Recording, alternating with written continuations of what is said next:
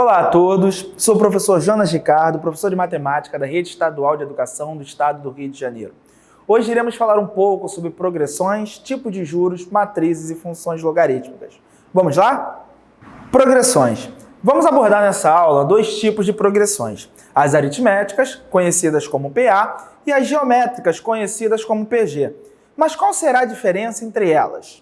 A primeira distinção que fazemos sobre essas progressões é que o crescimento ou decrescimento da progressão aritmética, quando comparada à progressão geométrica, é um pouco mais lento, sendo as suas representações gráficas similares a uma função do primeiro grau e uma função exponencial, respectivamente.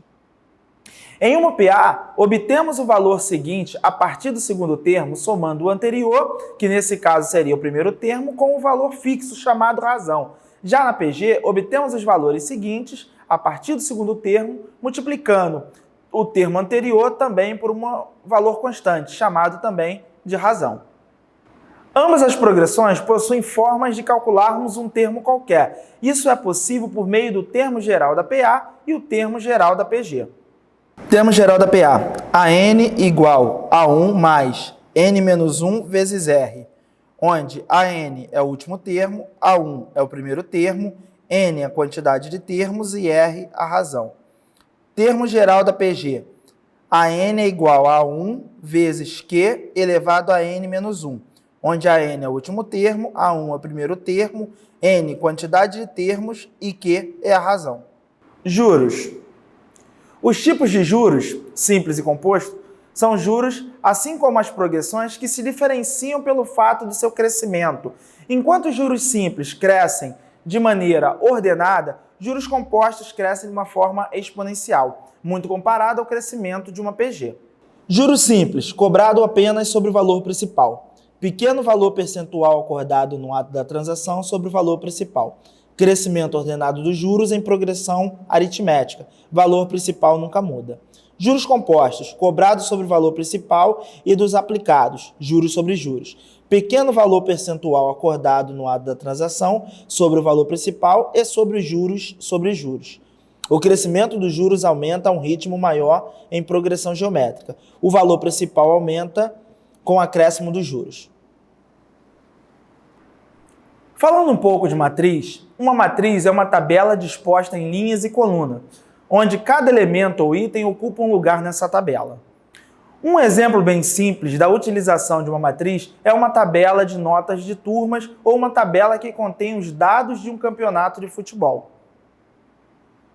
Uma matriz é a forma de organização de uma tabela em formato de linhas, geralmente chamado de M, e colunas, geralmente chamado de N, o que resulta em uma matriz M vezes N, onde esse produto é chamado ordem de uma matriz, onde representamos genericamente por A e J, onde I representa a linha da matriz e J a coluna, podendo ser essa matriz ser representada entre chaves, colchetes ou entre parênteses.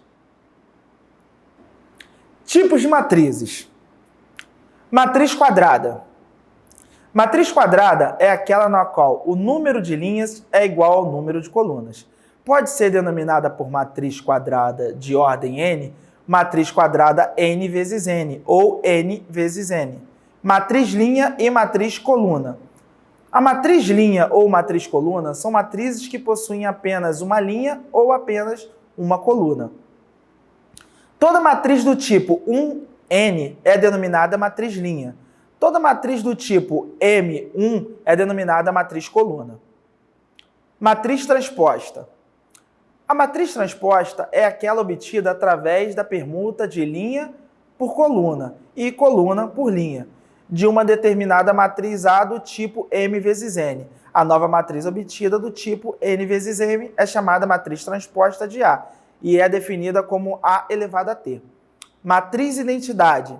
A matriz M é chamada de matriz identidade de ordem n quadrada, indicada por IN, quando os elementos da diagonal principal são todos iguais a 1 e os elementos restantes são iguais a 0. Essa matriz só acontece numa matriz quadrada. Adição e subtração de matrizes.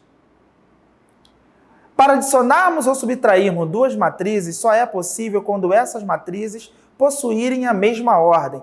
Para multiplicarmos um número qualquer por uma matriz, significa que esse número irá multiplicar cada um dos elementos das matrizes.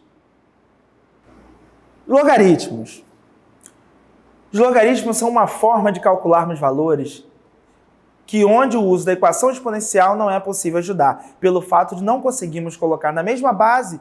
O uso dos logaritmos foi muito importante para o desenvolvimento da astronomia, para o auxílio das grandes navegações, e até hoje é utilizado em problemas como, por exemplo, na medição da escala Richter, que é a escala utilizada para calcular a intensidade de um terremoto. Quando analisado o gráfico de uma função logarítmica, podemos perceber que ela é oposta ao gráfico de uma função exponencial, sendo a função f uma função exponencial e a g uma função logarítmica. Bem, com isso terminamos a nossa aula. Todo esse conteúdo está super explicado nas orientações curriculares de vocês. Grande abraço e até uma próxima.